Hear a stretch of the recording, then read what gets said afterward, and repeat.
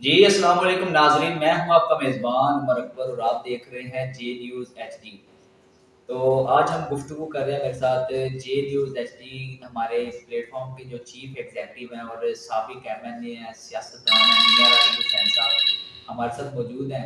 आइए इनसे गुफ्तगू करते हैं पाकिस्तान की सियासी और माशी सूरत-ए-हाल पर। जैसा कि हमने काफ़ी जो 8 फरवरी को इंतखाबात थे, उसमें धांधली का भी शोर मचा, फॉर्म 45 और 47 का भी काफ़ी शोर रहा। बहुत गहमा-गहमी रही अब मखसूस नशिस्तों के हवाले से भी जो मामला चल रहे हैं कोर्ट में और इलेक्शन कमीशन ने जो आगे petition high Islamabad supreme court में दायर कर दिया है और उसके अलावा जो इलेक्शन तरमीमी एक्ट बिल भी जो काफ़ी कसरत राय से मंजूर हो चुका है। तो उस हवाले से भी गुफ्तगू करेंगे और मौजूदा जो पाकिस्तान की बिलखसूस पंजाब की जो सियासी सूरत हाल है उस पर बिलखसूस गुफ्तगू करेंगे। हमारे साथ बने रहिएगा जी। अस्सलाम वालेकुम। वालेकुम सलाम। जी सर, बताइएगा जैसा कि 8 फरवरी के इंतखाबात से पहले जितनी भी पार्टियां मैदान में थी, जैसा कि पाकिस्तान तहरीक इंसाफ सुन्नी इत्तेहाद कौंसिल और मुस्लिम लीग नून थी, मुस्लिम लीग काफ थी, जमात इस्लामी थी, सब ने अपना अपना मंशूर सामने रखा। सबके बहुत बहुत बड़े बड़े दावे थे अवाम को रिलीफ देने के हवाले से। जैसे कि इमरान खान की हुकूमत के बाद जो पीडीएम का दौर था उसमें काफ़ी महंगाई की शरह जो कुछ ज़्यादा हो गई थी। उसके बाद पाकिस्तान मुस्लिम लीग नून के जो कायदीन थे, जो मेंबरान थे, अहदेदारान थे, उन्होंने काफ़ी अवाम को इत्मीनान में लेने की कोशिश की। लेकिन जब इलेक्शन के बाद जो रिज़ल्ट आया फॉर्म 45-47 से जो हुकूमत कायम हो गई और फिर 45-47 वाले वो जो मौजूदा हुकूमत चल रही है, उसमें काफ़ी बताया जा रहा था कि अवाम को काफ़ी रिलीफ दिया जाएगा, मज़दूर तबका जो है उसको बहाल किया जाएगा, रोज़गार बेहतर होगा, मैशियत बेहतर होगी। इस हवाले से अभी तक तो बिजली दोबारा महंगी कर दी गई है, पेट्रोल ₹5 सस्ता किया जाता है, यकदम ₹20 रात को बढ़ा दिया जाता है। 9वीं मुहर्रम को जो अवाम को तोहफ़ा दिया गया है, एकदम से ₹10 रेट जो है वो रात गई बढ़ गया पेट्रोल का। अवाम काफ़ी मुश्किलात में, आप इस हवाले से क्या कहना चाहेंगे? मैं आपको बताना चाहता हूँ कि जनाब, अगर हुकूमत होश के नाखून नहीं लेती तो अवाम पिसती चले जाएगी। मैं आपको बताता हूँ कि ये जो फॉर्म 45 और 47 का मसला है, ये आपको भी पता है और हमें भी पता है कौन जीता था, कौन हारा था, किसकी हुकूमत बनाई गई और किसकी हुकूमत गिराई गई। अवाम का जो मैंडेट चोरी हुआ है ये आज नहीं तो कल ये क्लियर हो ही जाना है। लेकिन जो कि अवाम अजियत में है, जिन लोगों को वोट ही नहीं अवाम ने दिया, वो हुकूमत में बैठ कर अपनी अयाशियाँ कर रहे हैं, अपने मामला क्लियर कर रहे हैं, अवाम का कोई नहीं सोच रहा।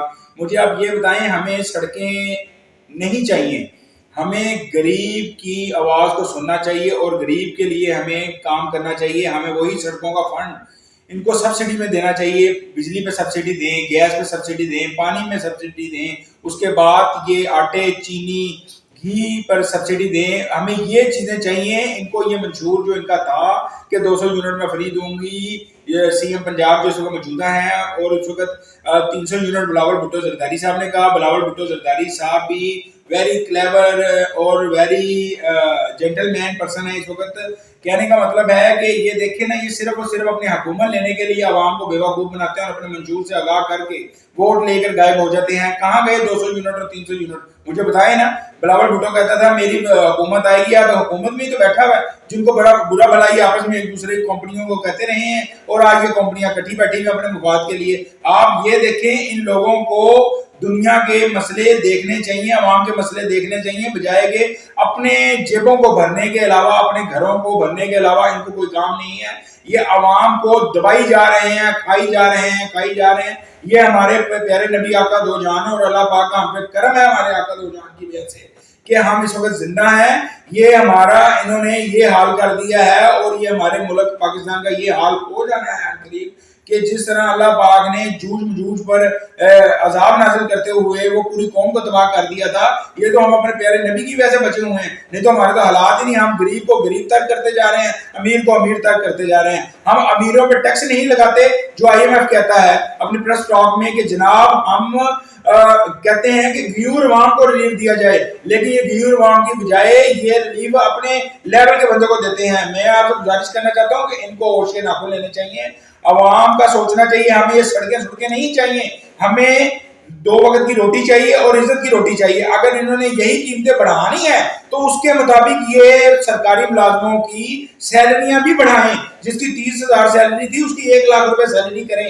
जिस पोजीशन पर ये ले आए हैं मुल्क को कि कोई गरीब इंसान, गरीब इंसान, मिडिल क्लास तबका बिल नहीं दे पा रहा, वो घर का खर्चा कैसे उठाएगा, अपने बच्चों की फीसें कैसे देगा। अच्छा सर ये बताइएगा जैसा कि अभी लास्ट टाइम पे एक जो रिपोर्ट शाया हुई थी उसके मुताबिक जो गरीब मजदूर तबका पाकिस्तान का उनसे जो टैक्स लिया गया वो 300 समथिंग अरब जो टैक्स इकट्ठा किया गया है और जो ब्यूरोक्रेट्स हैं जो ताजर हैं जो काफ़ी बिजनेसमैन तबका है उससे जो 87 अरब रुपये इकट्ठा हुआ है। तो इस हवाले से फिर भी वो कह रहे हैं कि अभी टैक्स नहीं पे कर रही आवाम, टैक्स नहीं पे कर रही, टैक्स के ऊपर मजीद टैक्स लगाया जा रहा है। अभी जैसा कि जमात इस्लामी का धरना भी चल रहा था बिजली के बिलों को लेकर, बिजली के बिलों का धरना बिल कम करवाने के लिए दिया जा रहा था, लेकिन जब मुज़ाकरात कामयाब हुए उसी दिन वज़ीर आज़म साहब की जानिब से, वफाकी हुकूमत की जानिब से 2 रुपए 56 पैसे बिजली का यूनिट जो है वो फिर दोबारा महँगा कर दिया गया है। तो इस हवाले से आप क्या कहना चाहेंगे? ये जो धरना दिया जा रहा है, जो अवाम को वो सुनहरे ख्वाब दिखाए जा रहे हैं, जो ग्रीनरी दिखाई जा रही है, वो आगे मुस्तकबिल में मिलेगी भी या नहीं? सर मैं आपको ये बताता चलूँ, ये धरना भी इनके अपने मुफाद के लिए था। अगर अवाम के मुफाद के लिए होता तो अवाम का जो मुफाद था वो एक्सेप्ट करा के, ग्रांट करवा के, उसकी लेटर जारी करवा के वज़ीर पाकिस्तान से या सदर पाकिस्तान से तो फिर उठते। ये सिर्फ अपने मुफाद पूरे करके उठ गए हैं। मैं आपको एक अपने सोर्स से बताना चाहता हूँ कि जनाब दिसंबर से पहले ये हुकूमत डिसॉल्व हो जाएगी शहबाज शरीफ की। और निगरान सेटअप में ये देखें, जिंदगी में पहली दफा मैं देखा है कि जनाब निगरान सेटअप के जो बंदे थे वो इस वक्त क्या कहते हैं फिर हुकूमत में आगे निगरान सेटअप का जो सीएम था मोहसिन नकवी, वो फिर दोबारा इस सेटअप में वजीर दाखिला बन गया। ठीक है, होता रहता है अप एंड डाउन। और मुझे यहाँ तक तजर्बा और मेरे जो सोर्स हैं वो ये बताते हैं कि आइंदा निगरान सेटअप जब दिसंबर में बनेगा, अक्टूबर नवंबर दिसंबर ये 3 माह बहुत चीज़ें चेंज करेगा। नवंबर दिसंबर, क्योंकि मुझे लग रहा है नवंबर दिसंबर में निगरान सेटअप में मोहसिन नकवी वज़ीर आज़म पाकिस्तान होंगे, जमात इस्लामी के कुछ अहदेदार होंगे, मिनिस्टर निगरान हुकूमत में कुछ पीर बगाड़ा के होंगे। बाकी मैं डिस्क्लोज नहीं करता, मुझे सारे मामले पता है। अल्लाह के हुक्म से मेरा सियासी असर रसूख बेहतर है और नीट एंड क्लीन है। मेरी सिक्स सेंस कहती है कि मोहसिन नकवी हमारे निगरान वज़ीर आज़म होंगे। अच्छा सर ये बताइएगा कल तक वो मोहसिन नकवी जिनको कोई जानता नहीं था, वो वज़ीर आला पंजाब भी बने और उस वक़्त जिस टाइम पे वो वज़ीर आला पंजाब थे, इमरान खान साहब को गिरफ्तार किया गया था जो कि साबिक वज़ीर आज़म है पाकिस्तान के। और अगर वोटिंग के लिहाज से देखे जाए, पॉपुलैरिटी के हिसाब से देखा जाए, तो पाकिस्तान की सबसे बड़ी जमात के वो लीडर हैं। उनको तमाम केसेस क्लियर होने के बावजूद जो है वो इस वक़्त जेल में हैं और जो उनके ट्रायल हैं वो चल रहे हैं। तो ज़मानतें होने के बावजूद कभी किसी एमपीओ के तहत रोक लिया जाता है, कभी किसी के तहत रोक लिया जाता है। तो क्या ये आप हम देखते हैं कि ये सियासी जो है वो एक दूसरे से दुश्मनी निकाली जा रही है या मुल्की मफाद के लिए ये सब किया जा रहा है? सर ये बेहतर अल्लाह पाक जानता है कि जो कानून है, कानून के मुताबिक इमरान खान भी उसी लेवल का सजा याफ्ता बंदा हो सकता है जिस लेवल के नवाज शहबाज शरीफ थे, जिन्होंने खाइयां गाजरें ढिड उन्हां दे भीड़। कहने का मतलब है देखो, हसन मुर्तज़ा ने लाइव किया मीडिया के सामने, उत्ते यूसुफ रज़ा गिलानी साहब भी बैठे थे, चेयरमैन सेनेट, उन्होंने सामने उन्होंने किया है कि अगर मैं वेखा 45 बल्ले कुछ नहीं मेरे बल्ले, अगर मैं वेखा 47 बल्ले ते बल्ले बल्ले बल्ले। ਇਹਦਾ ਕੀ ਮਤਲਬ ਹੈ ਕਿ ਜਨਾਬ 45 ਫਾਰਮ ਦੇ ਵਿੱਚ ਤੇ 47 ਫਾਰਮ 'ਚ ਕੋਈ ਮਸਲਾ ਹੈ ਜ਼ਰੂਰ। ਇਹ ਵੇਖੋ ਨਾ, ਸਟੈਪ ਬਾਈ ਸਟੈਪ ਸੀਟਾਂ ਪੀਟੀਏ ਦੇ ਕੋਲ, ਸੁਨੀ ਤਾਤ ਕੌਂਸਲ ਕੋਲ ਆ ਰਹੀਆਂ ਨੇ। ਇਹਦਾ ਮਤਲਬ ਕੋਈ ਦੋ ਨੰਬਰੀ ਤੇ ਹੋਈ ਹੈ। ਹੁਣ ਇਹਦਾ ਮਤਲਬ ਕੰਟਰੋਵਰਸ਼ਲ ਹੋ ਚੁੱਕਿਆ ਸਾਰਾ ਇਲੈਕਸ਼ਨ। मैं भी PP 152 ਤੋਂ ਉਮੀਦਵਾਰ ਸੀ, ਰਾਤ ਨੂੰ ਕੁਝ ਹੋਰ ਰਿਜ਼ਲਟ ਸੀ, ਸਵੇਰ ਕੁਝ ਹੋਰ ਰਿਜ਼ਲਟ ਸੀ। ਇਹ ਸਾਰੇ ਮਾਮਲੇ ਚੱਲਦੇ ਰਹਿੰਦੇ ਨੇ ਜਨਾਬ। ਲੇਕਿਨ ਕਾਨੂੰਨ ਨੂੰ ਹੱਥ ਨਹੀਂ ਲੈਣਾ ਚਾਹੀਦਾ। ਉਹ ਕੋਈ ਵੀ ਹੋਵੇ, ਮੈਂ ਵੀ ਹੋਵਾਂ, ਇਮਰਾਨ ਖਾਨ ਹੋਵੇ, ਨਵਾਜ਼ ਸ਼ਰੀਫ ਹੋਵੇ, ਸ਼हबाज शरीफ ਹੋਵੇ, ਕੋਈ ਹੋਵੇ। लेकिन इस वक्त मैनू जो जितने तक अंदाजा है, जितने तक मेरा तजर्बा कहता है, पाकिस्तान के विच कानून ते आइन घट ही लग रहा है, वध नहीं है। अच्छा सर ये बताइएगा कि रिसेंटली जैसा कि बांग्लादेश के हालात में जो वहाँ पे स्टूडेंट तहरीक एक चली, तलबा तंजीमों ने एहतजाज किया जिसमें 300 से ज़ायद तलबा जिनको जो वज़ीर आज़म थी हसीना वाजिद उनकी जानिब से उनको दहशतगर्द करार दिया गया, उनके ऊपर जो एफआईआर काटी गई, सारे मामला के मुल्क बदर करने का भी कहा गया। उसके खिलाफ तलबा तंजीमों ने जब एहतजाज किया उसमें जो तख्त उल्टा के रख दिया और जो वहाँ के चीफ ऑफ मार्शल थे उनको भी गिरफ्तार कर लिया गया। जो हसीना वाजिद थी वो मुल्क से फरार हो चुकी हैं और इसी तरह श्रीलंका में देखने को आया था। और इसी को देखने के बाद अब जो पाकिस्तान की स्टूडेंट तंजीमें हैं, तलबा तंजीमें हैं, उनका इत्तेहाद अब सुनने में आ रहा है। सोशल मीडिया पे काफ़ी तहलका मचा हुआ है कि कोई क्या पाकिस्तान में भी ये तलबा तहरीक शुरू होने जा रही है, ये इसके पीछे भी कोई हाथ है या तलबा मुनज़्ज़म हो रहे हैं? सर बात ये है कि इसमें तलबा मुनज़्ज़म खुद हो रहे हैं, तलबा देख रहे हैं, क्योंकि ये जो पाकिस्तान को चलाने वाली ये यूथ है, ये इतनी को मजबूत हो चुकी है। जब ये निकलेंगे, ये एक सैलाब का रेला होगा, और वो सैलाब का रेला होगा जो किसी से भी नहीं रोका जा सकेगा। इसलिए लिहाजा पाकिस्तान में कानून और आइन होना बहुत लाजमी है। कानून और आइन के अंदर आकर तमाम जो बड़े से बड़े लोग हैं, छोटे से छोटे लोग हैं, कानून और आइन के नीचे आके काम करेंगे, पाकिस्तान तरक्की करेगा। मैं खुद कहता हूं कि जनाब ये बात कहते हैं कि अवाम को हम नहीं दे सकते, IMF के कर्जे से नहीं निकल सकते। ये 10 दिनों के लिए शहबाज शरीफ साहब मेरे साथ बैठ जाएं और अल्लाह और अल्लाह के हजूर को गवाह बनाकर हलफ दें कुरान पाक पे, जो बात करेंगे पाकिस्तान के हक में करेंगे। 10 दिन में इंशाल्लाह ताला ये पाकिस्तान अवाम मेरे साथ मिलकर पाकिस्तान का कर्जा भी उतारेगी और IMF के नीचे से भी निकल आएगी, और इंशाल्लाह ताला वही घी चीनी 10 रुपए मिलेगा और रोडों पे पता लगेगा कि किसी ने 10 दिन का इक़्तिदार लिया था और इसने पाकिस्तानी अवाम के लिए सोचा। क्योंकि हम मिडिल क्लास तबका वो दर्द बर्दाश्त करते हैं, ये जो आके प्राइम मिनिस्टर बन जाते हैं, जो ऊपर का सोचते हैं और ऊपर ही रहते हैं, जिनको जमीन का नहीं पता कि आलू किस भाव है, टमाटर किस भाव है। मेरे पास वो फार्मूले अल्हम्दुलिल्लाह हैं कि मैं अगर हुकूमत को दूं या हुकूमत मेरे साथ बैठे तो मैं उनको बताऊं कि जनाब हमें सड़कें नहीं चाहिए, हमें ठेकेदारों को फ्रॉड बिल नहीं चाहिए, हमें अवाम को सब्सिडी देनी चाहिए, जो कि हम लोगों के ये ब्यूरोक्रेसी के घर बनाते हैं, इनसे ये डबल गवर्नमेंट डाले ले लेने चाहिए, फॉर्चूनर ले लेनी चाहिए, इनसे पेट्रोल वापस ले लेना चाहिए। क्योंकि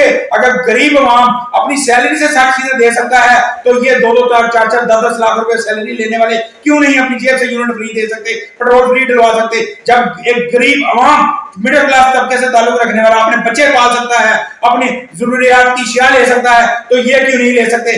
ये जिस दिन रुकेगा उस दिन पाकिस्तान तरक्की करेगा इंशाल्लाह। अच्छा सर, आखिरी सवाल मेरा ये आपसे कि अभी आपने बताया कि आपकी गुफ्तगू के दौरान ही एक आपने बताया था कि जो सरकारी मुलाजमीन हैं उनकी सैलरियाँ बढ़ा देनी चाहिए। जैसे कि पहले सरकारी मुलाजमीन जो हैं वो सैलरियाँ भी मेरे ख्याल से उनको काफ़ी सियासी मराहत भी दी जा रही हैं। जो गरीब तबका है उनके लिए जो सर पैकेज जो बनाया गया है गवर्नमेंट ऑफ पाकिस्तान की जानिब से 37,500 समथिंग ये पैकेज जो है वो उसके लिए बनाया जा रहा है मजदूर के लिए।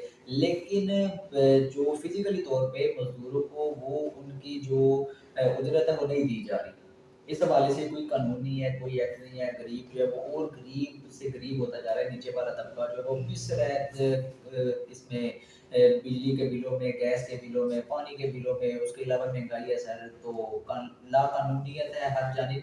जाके गरीब को उसकी उजरत तक नहीं मिल रही, उसके हक का हक जो है वो गरीब तक नहीं पहुँचा। इस हवाले से आप क्या कहना चाहेंगे और क्या मैसेज देना चाहेंगे? तलबा तंजीमों को क्या मैसेज देना चाहेंगे? पाकिस्तान के गयूर अवाम को क्या मैसेज देना चाहेंगे? मेरा सर हुकूमत से भी ये मुतालबा है कि जनाब खुदारा होश के नाखुन लेते हुए कि ये जो 37,500 वाला है इसको 70,000 कुछ समथिंग कर दिया जाए, ताकि वो आराम से बासानी तरीके से अपनी औलादों को पाल सकें और अपने घर का खर्चा चला सके। और इनको सब्सिडी देनी चाहिए 200 यूनिटों पे, 300 यूनिट पे। मरियम नवाज ने कहा, बिलावल भुट्टो ने कहा, ये इस वक्त तो बैठे हुए हैं ना पार्लियामेंट में, मदे ले रहे हैं, इनको भी तो चाहिए ना कम से कम जो वादे किए हैं, जो मंशूर में शामिल थे इनकी बातें, उनको पूरा किया जाए। जब ये बातें पूरी होंगी इंशाअल्लाह ताला अवाम को मसन उनको मिलेगा कि जनाब हमें इन्होंने थोड़ा सा रिलीफ दिया है। रिलीफ ही नहीं मिल रहा अवाम को, अवाम क्या करे? अवाम खुदकुशी करती है, अपने बच्चों को मार देती है, कोई जहर खा रहा है, कोई बिजली के बिल नहीं जमा करा पा रहा, कोई जहर खा लेता है। ये देखिए ना, अवाम अपने आप को खुद मार रही है। इनको चाहिए एक होकर निकलें, पाकिस्तान के लिए निकलें, पाकिस्तान की अवाम के लिए निकलें। ये जो तलबा फेडरेशन है इनको चाहिए मुतहिदा हो के अवाम को इकट्ठा करके अपने हक के लिए निकलें, अपने हक के लिए लड़ें। और अपने हक लेना कोई गलत बात नहीं है और अपने हक के लिए लड़ना भी कोई गलत बात नहीं है। ये जो 47 वाले फॉर्म वाले बैठे हुए हैं, मैं ये कहता हूं कि इनको भी पार्लियामेंट से निकलना चाहिए। और जो 16 महीने, 15 महीने या 9 महीने, 10 महीने ये गैर कानूनी तरीके से बैठे रहे हैं, इनको इतने ही साल की सजा देनी चाहिए कि तुम 7 महीने बैठे रहो, तुम 7 साल सजा काटो।